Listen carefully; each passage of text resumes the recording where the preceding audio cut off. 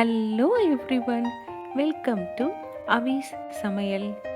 Avis சமையல் channel மூலயமா உங்கள் எல்லாருக்குமே என்னோட இனிய பொங்கல் நல்வாழ்த்துக்களை தெரிவிச்சுக்கிறேங்க. இன்றைக்கி நம்ம பொங்கல் ஸ்பெஷலாக நம்ம இன்றைக்கி பண்ண போகிறது சர்க்கரை பொங்கல் தாங்க.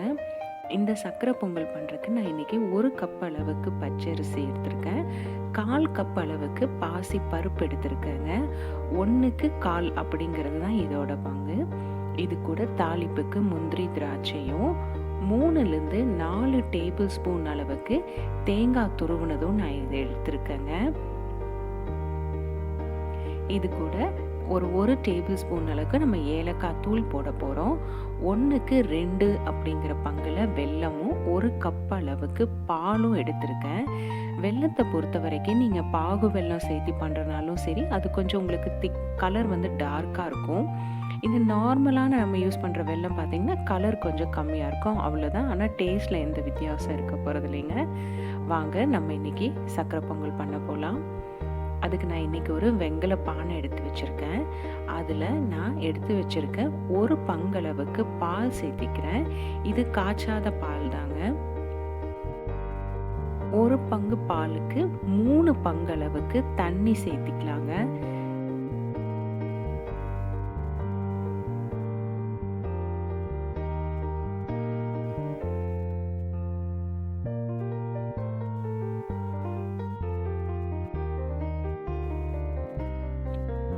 இப்போ இந்த தண்ணியும் பாலும் ஒன்றா சேர்ந்து நல்லா கொதிச்சு பொங்கல் பொங்கி வர வரைக்கும் நம்ம வெயிட் பண்ணலாங்க.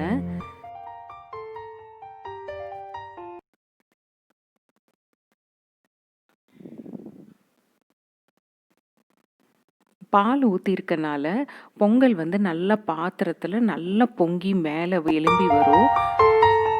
அந்த காலத்தில் பார்த்தீங்கன்னா விறகு அடுப்பில் பண்ணுவாங்க. பால் நல்லா இப்போ பொங்கி மேலே வர ஆரம்பிச்சிருச்சு.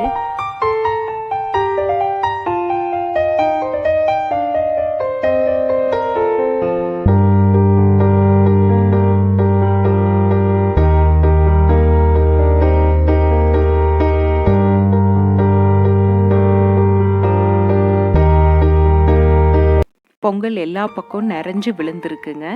இப்போ நான் கழிஞ்சு வச்சுருக்கேன் இந்த அரிசியும் பருப்பும் இப்போ நம்ம இதில் ஆட் பண்ணிடலாம்.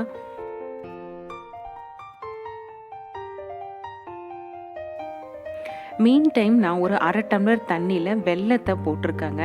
சப்போஸ் அதில் ஏதாவது தூசியோ கல்லோ இருந்தால் அதில் வடிச்சுக்கலாம் நம்ம. அதனால் அது ஒரு பக்கம் நான் அடுப்பில் வச்சுருக்கேன். இப்போ பாலில் நம்ம அரிசி போட்டிருக்கனால அது பார்த்திங்கன்னா திரும்பியும் பொங்கி பொங்கி மேலே எழும்பி வரும். அதனால் கரண்டியில் இப்படி நல்லா அடிக்கடி கலக்கி விடுங்க. அதே மாதிரி ஃபேமையும் சிம்மில் வச்சுடுங்க, ஸோ தட் அது வெளியே பொங்கி வராது. இப்போ அரிசி பார்த்திங்க அப்படின்னு நல்லா குழஞ்சி வரணுங்க. இல்லைன்னா நம்ம வெல்லத்தை அதுக்கு முன்னாடியே ஆட் பண்ணிட்டோன்னா அரிசி அப்படியே விதையாக நின்றும். அதனால நல்லா குழஞ்சி வேகிற அளவுக்கு நம்ம இதை அடுப்பு ஒரு மீடியமில் வச்சு கொஞ்சம் நேரம் விட்டுறலாங்க. இப்போ பாருங்கள், சாதமும் பருப்பும் நல்லா வெந்திருக்கு. இப்போ நான் உங்களுக்கு ஒரு ரைஸ் எடுத்து காட்டுறேன் பாருங்க. ஒரு ரைஸ் எடுத்து இப்போ நம்ம கையில் அமுத்தி பார்த்தோன்னா இப்படி நல்ல மாவு மாதிரி குழஞ்சி வரும். இதுதாங்க நல்ல கரெக்டான கன்சிஸ்டன்சி.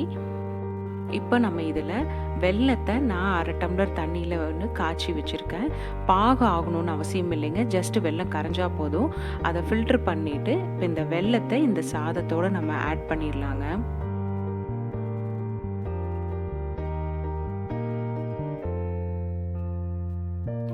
கரைச்சி வச்சுருக்க அந்த வெல்லத்தை இதோடு ஆட் பண்ணி நல்லா ஒரு தடவை நல்லா அடி வரைக்கும் நல்லா மிக்ஸ் பண்ணி விடுங்க.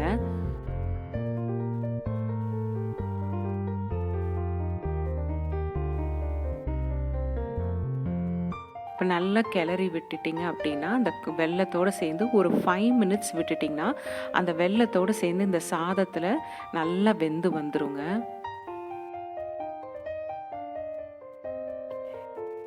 ரொம்ப தண்ணியாக இருக்குதுன்னு பயப்பட வேண்டாங்க, அது இஞ்சிரும். இது கூட இப்போ நான் 1 ஸ்பூன் அளவுக்கு ஏலக்காய் தூள் சேர்த்திருக்கேன்.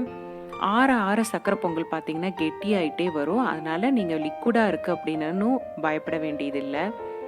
நம்ம எடுத்து வச்சுருக்க 3லேருந்து 4 ஸ்பூன் அளவுக்கு தேங்காய் பூ துருவி வச்சுருக்கேன். இப்போ அதையும் நான் இதில் ஆட் பண்ணிக்கிறேங்க.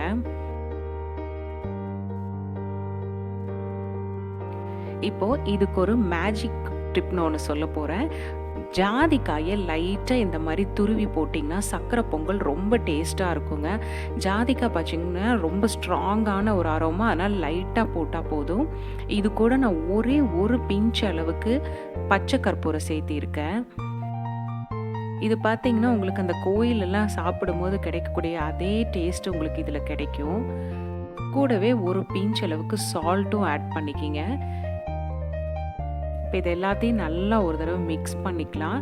இப்போ நான் இன்னொரு பேனில் நெய்யில் முந்திரியும் திராட்சையும் பொரிச்சிருக்கேன். ஒரு 3 டேபிள் ஸ்பூன் அளவுக்கு நான் நெய் விட்டுருக்கேன். அதில் பொரிச்சது இப்போ இந்த சர்க்கரை பொங்கலில் ஆட் பண்ணிடலாங்க. இது ஒரு 2 மினிட்ஸ் இருந்தால் போதும்.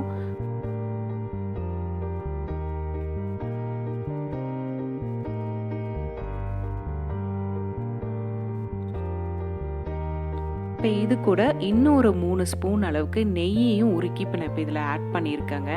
சர்க்கரை பொங்கல் பொறுத்த வரைக்கும் பார்த்தீங்கன்னா மேலே நல்ல நெய் மிதக்கிற மாதிரி இருக்கும்போது நல்ல ஒரு ஃப்ளேவரும் டேஸ்ட்டும் கொடுக்கும். அவ்வளோதாங்க, அது ஒரு 30 செகண்ட்ஸ் இருந்தால் போதும். நம்மளோட சர்க்கரை பொங்கல் ரெடி ஆகிடுச்சு. கண்டிப்பாக இந்த பொங்கலுக்கு உங்கள் வீட்டில் இந்த சர்க்கரை பொங்கல் செஞ்சு பார்த்துட்டு எப்படி இருக்குது அப்படிங்கிறத என்னோட கமெண்ட் செக்ஷனில் சொல்லுங்கள். அவிஸ் சமையல் சேனலை சப்ஸ்கிரைப் பண்ண மறக்காதீங்க. உங்கள் ஃப்ரெண்ட்ஸ் அண்ட் ஃபேமிலி மெம்பர்ஸோடு ஷேர் பண்ணுங்கள். Happy cooking. பாய்.